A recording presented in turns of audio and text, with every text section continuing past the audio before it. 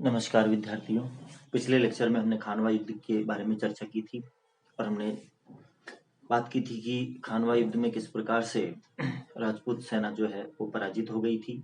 बाबर विजयी हो गया था और उसने गाजी की उपाधि धारण की थी और राजपूतों के सिरों की मीनार भी वो उसने बनवाई थी।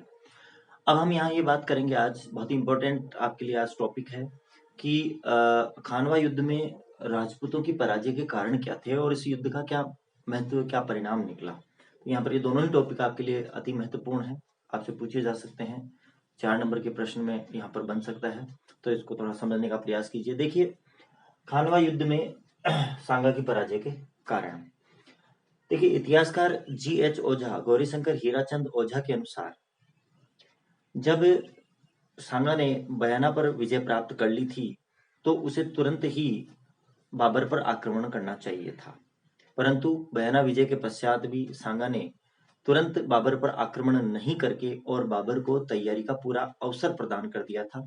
यह उसकी एक बड़ी भूल मानी गई है। दूसरा, राजपूत जो सरदार थे उनमें देश प्रेम की भावना, क्योंकि राजपूत सरदार जो सांगा के नेतृत्व में ससैन्य इकट्ठे हुए थे उनमें आपस में स्वार्थ भावना अधिक थी, देश प्रेम की भावना का अभाव था और इसके साथ साथ कई दिनों तक सलदी तंवर के माध्यम से संधि वार्ता भी चली थी, यद्यपि सरदारों ने इसे सफल नहीं होने दिया था, परंतु ये संधि लंबी चली संधि वार्ता के कारण से राजपूत जो सरदार थे, राजपूत जो सैनिक थे, उनमें जोश और उत्साह की कमी हो गई थी। तीसरा कारण यह है कि राजपूतों के पास परंपरागत हथियार थे, अर्थात जो राजपूत सैनिक थे वो अपने परंपरागत हथियारों, तीर कमान, भालों और तलवारों से युद्ध लड़ रहे थे, जबकि दूसरी तरफ बाबर की सेना में तोपखाना था।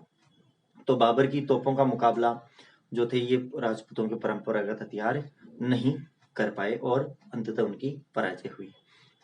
चौथा जो कारण है वो है सांगा द्वारा हाथी पर सवार होकर युद्ध लड़ना। राजपूत अधिकांशतः हाथियों पर सवार होकर युद्ध लड़ रहे थे, सांगा भी हाथी पर सवार होकर के युद्ध लड़ रहा था। इससे शत्रु को उस पर ठीक प्रकार से निशाना लगाने का अवसर मिल गया और सांगा इस युद्ध में घायल हो गया था। तो घायल होने के पश्चात उसे युद्ध क्षेत्र से हटाना पड़ा, जिसके कारण से जो राजपूत सेना थी उसका मनोबल टूट गया था।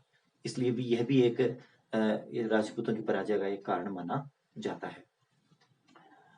नेक्स्ट है, राजपूत सेना अलग अलग सरदारों के नेतृत्व में युद्ध लड़ रही थी। हम जानते हैं कि सांगा ने बाबर के विरुद्ध बहुत से राजपूत शासकों को, राजपूत सरदारों को निमंत्रण दिया था और बहुत से राजपूत सरदार और शासक अपनी सेना सहित युद्ध के लिए आए भी थे, परंतु उनकी जो सेना थी वो अलग अलग, ये जो राजपूत सेना थी संपूर्ण, ये अलग अलग सरदारों, अलग अलग शासकों के अधीन युद्ध लड़ रही थी। इससे इनमें एकता और आपस में तालमेल का काफी अभाव था, जिसके कारण से मुगल सैनिक जो सुसंगठित तरीके से युद्ध लड़ रहे थे उनका मुकाबला ये राजपूत सैनिक नहीं कर पाए।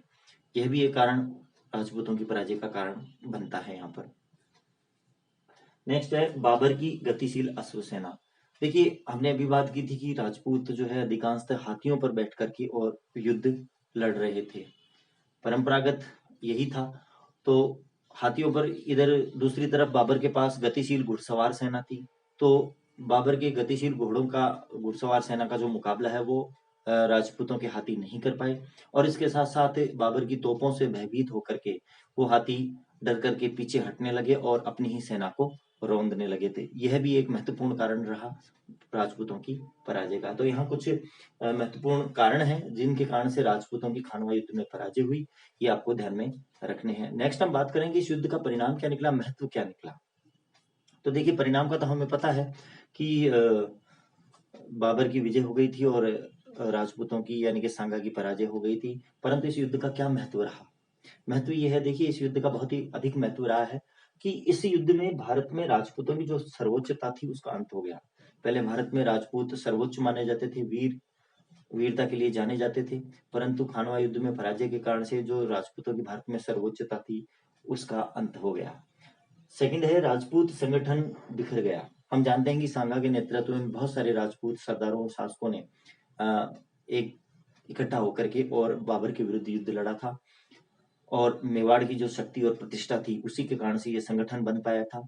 परंतु जब इस युद्ध में राजपूतों की पराजय हो गई तो ये जो संगठन था राजपूतों का ये भी बिखर गया, ये भी समाप्त हो गया और इसके बाद आगे कभी भी इस प्रकार से राजपूत कभी एकत्रित या संगठित नहीं हो पाए।